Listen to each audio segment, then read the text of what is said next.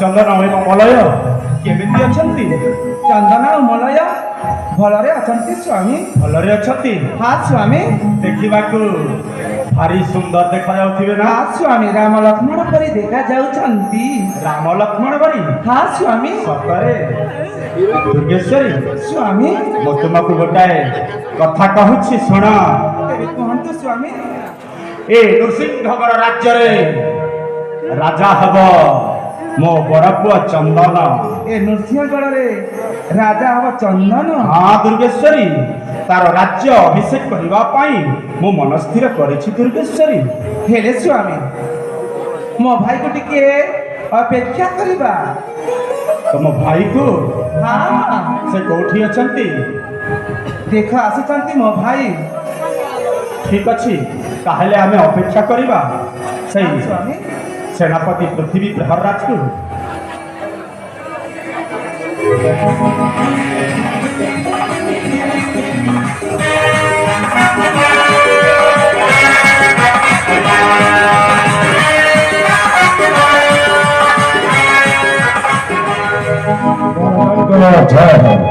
सेनापति महाराज ताहले तमे आसी जाइछ हाँ महाराज हेले आपको देखि जना पड़ी आपण किसी कहवा पाई चाहत हाँ सेनापति कौन कथा तमे बुझी पारिछ ए राज्य एते दिन रही सारला परे आपण कौन कहवा पाई चाहिए आ मो बुझी पारिबे हाँ सेनापति कौन कहवा पाई चाहत ए नृसिंहगढ़ राज्य रे आम चंदन राजा हब तार राज्य अभिषेक करबा पाई मो मन स्थिर करिछि सेनापति मन स्थिर करिछि आपण जहाँ मन रे भावी चलते सेटा होचे गोटे उत्तम राजार धर्म सेनापति जेतेबेले पार्थक्य अवस्था पहुंचे जाए आउ पुत्र माने राज्य को संभालिबा पाए उत्तराधिकारी हिसाब योग्य हो जाते हाँ सेनापति सेतिके बेले श्रेष्ठ पुत्र को राज्य रे राज्याभिषेक करे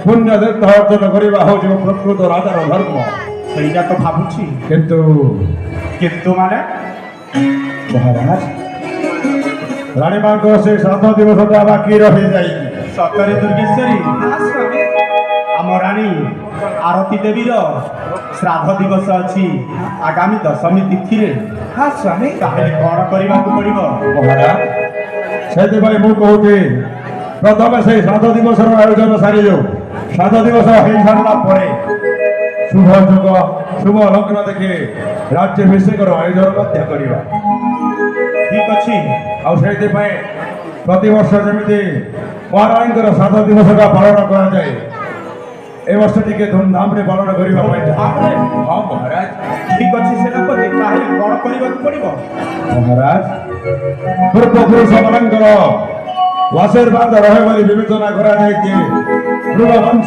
श्राद्ध कार्य आयोजनटा हुए भृग वंश हाँ तेणुक आपण बड़ पुआ चंदन को पठे दिंतु से रत्नगिरी अरण्य को मृग शिकार करने मृग शिकार करने हाँ आम चंदन जीव हाँ महाराज से रत्नगिरी अरण्य को हाँ ठीक अच्छी ताहेले आमे चंदन एवं मलय को शीघ्र डाकिबा डाकतु महाराज ए बाबा चंदन बाबा मलय तमे कौठी अछ रे बापा शीघ्र चली आस अरे बापा चंदन अरे बापा मलय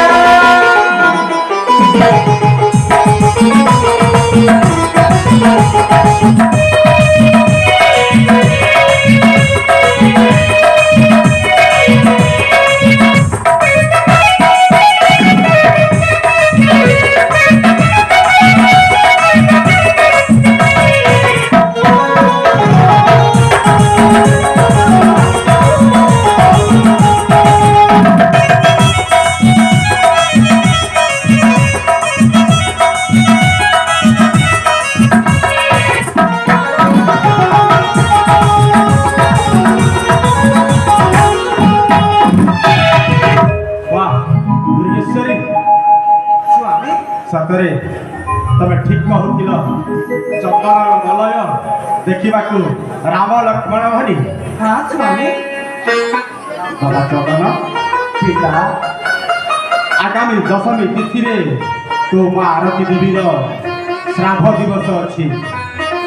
ହଁ ପିତା ତୋତେ ସେଇ ରତ୍ନଗିରି ଅରଣ୍ୟକୁ ଯିବାକୁ ପଡ଼ିବ ମୃଗର ସନ୍ଧାନ।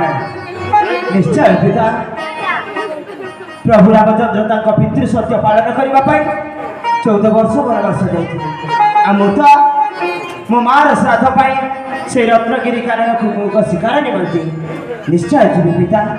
ମୁଁ ଜାଣିଛି ରେ ବାପ, ତୋ ଉପରେ ମୋ ଭରସା ଅଛି।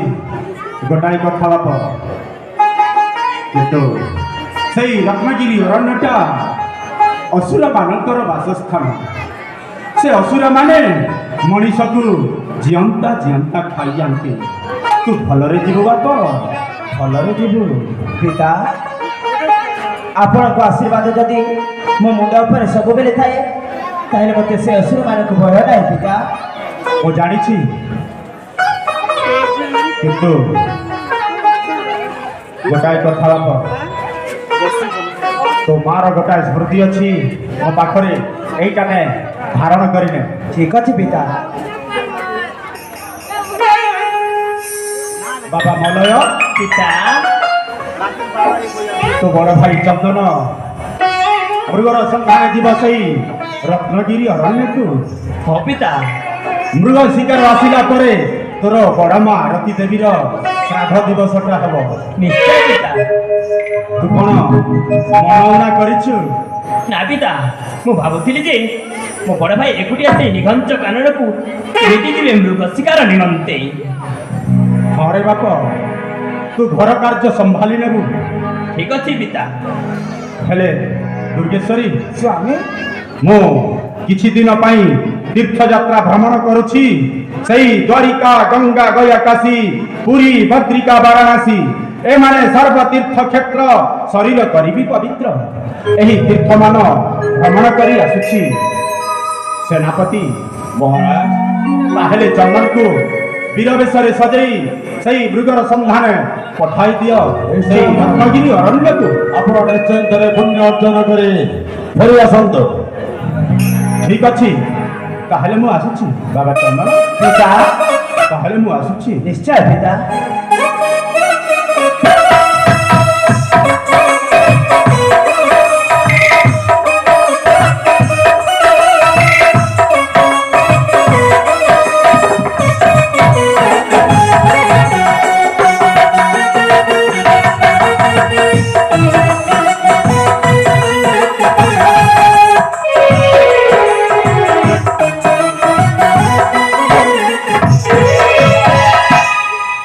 ଚନ୍ଦନ, ମାମୁଁ ତାର ଶ୍ରାଦ୍ଧ ଦିବସ ଅବସରରେ ତମକୁ ସେଇ ରତ୍ନଗିରି ଅରଣ୍ୟକୁ ଯିବାକୁ ପଡ଼ିବ ମୃଗ ଶିକାର କରିବା ପାଇଁ। ହଁ ମାମୁଁ। ସେଇଥିପାଇଁ ବିଳମ୍ବ ନକରି ଏଇଠୁ ଚାଲିଯାଅ ସେଇ ରତ୍ନଗିରି ଅରଣ୍ୟକୁ। ଆରେ ଦୁର୍ଗେଶ୍ୱରୀ, ଭାଇ ଆରେ ମହାରାଜାଙ୍କ ଉପରେ ଆଦେଶ ଅଛି, ଆରେ ବୀର ବେଶରେ ସଜେଇ ଦେବା ପାଇଁ। ଆରେ ଚନ୍ଦନକୁ ସଜେଇ ଦେ। ଆଉ ବାପା ମଳୟ, ମାମୁଁ। ବଡ଼ ଭାଇ ତ ଯାଉଛନ୍ତି ମୃଗ ଶିକାର କରିବା ପାଇଁ। ହଁ ମାମୁଁ। ତମେ ଏଇ ରାଜଉଆସରେ ରହି ସବୁ ବନ୍ଧୁ ବାନ୍ଧବ ସମସ୍ତଙ୍କୁ ନିମନ୍ତ୍ରଣ କରିବା ସହିତ ସେଇ 7 ଦିବସର ଯାହା ସବୁ ବ୍ୟବସ୍ଥା କରିବା ବାକି ରହିଯାଇଛି ସବୁ ତମକୁ କରିବାକୁ ପଡ଼ିବ। ନିଶ୍ଚୟ କରିବି ମାମୁଁ। ହେଲେ ବଡ଼ ଭାଇ, ମଳୟ ପିତା ତ ସଫା ସଫା ମନା କରିଦେଇଛନ୍ତି ମୋତେ ଯିବା ଘରେ ପାଇଁ। ମଳୟ ତେଣୁ ତ ମୁଁ ଯାଇପାରିବିନି। ହେଲେ ମୋର ଛୋଟ ଅନୁରୋଧ ରକ୍ଷା କରିବ ବଡ଼ ଭାଇ। କଣରେ ମଳୟ? ଯେମିତି ତମେ ଭଲରେ ଭଲରେ ଯାଇ ଭଲରେ ଫେରି ଆସିବ। ଓ ମନେ ରଖ ବଡ଼ ଭାଇ, ସେଠି ଅସୁରମାନଙ୍କର ଯଦି ବାସସ୍ଥାନ ଅଛି ତବେ ଦିନେ ହେଲେ ଡରିବନି। ସେମାନଙ୍କ ସହିତ ଯଦି ଦରକାର ପଡ଼େ ସଂହାର କରିବ ବଡ଼ ଭାଇ। ଆରେ ମଳୟ, ବଡ଼ ଭାଇ, ତ ବଡ଼ ଭାଇ ଚନ୍ଦନଙ୍କ ମୁଣ୍ଡ ଉପରେ ସବୁବେଳେ ମା ବାପାଙ୍କର ଆଶୀର୍ବାଦ ଅଛି। ଆଉ କାହିଁକି ଡରିବ ସେ? ତେବେ ଠିକ ଅଛି ବଡ଼ ଭାଇ, ତାହେଲେ ମୁଁ ଆସୁଛି ବଡ଼ ଭାଇ। ଘରେ ମଳୟ। ଏ ମା, ମଳୟ ବଡ଼ ଭାଇଙ୍କୁ ବୀର ବେଶରେ ସଜେଇ ଦିଅ ମା। ଆରେ ମାମା ତ ବଡ଼ ଭାଇ ତାହେଲେ ମୁଁ ଆସୁଛି ମାମୁଁ। ହଁ।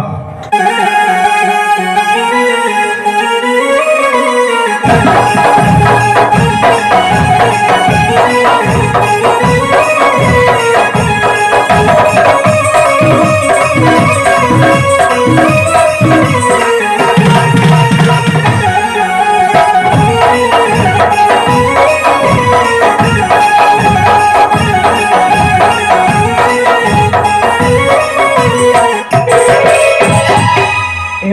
ଚନ୍ଦନ ପିତା ପରା ଆପଣଙ୍କୁ ଆଦେଶ ଦେଇଛନ୍ତି ଆପଣ ମୋତେ ବୀର ବେଶରେ ସଜେଇ ଦେଲେ ମୁଁ ଚାଲିଯିବି ସେଇ ରତ୍ନଗିରି କାନନକୁ ହାରେ ଧନ କିନ୍ତୁ କରିବା ତା ଆପଣ ବିଳମ୍ବନ କରି ମୋତେ ଅତି ଶୀଘ୍ର ବୀର ବେଶରେ ସଜେଇ ଦିଅ ହାରେ ଧନ ତତେ ନିତ୍ୟ ବୀର ବେଶରେ ସଜେଇ ଦେଇ ସେଇ ରତ୍ନଗିରି ପର୍ବତକୁ ପଠାଇ ଦେବି। ହଁ ମା ଆରେ ଧନ ତତେ ମୁଁ ବୀର ବେଶରେ ସଜେଇ ଦେବି। ଠିକ ଅଛି ମାତା।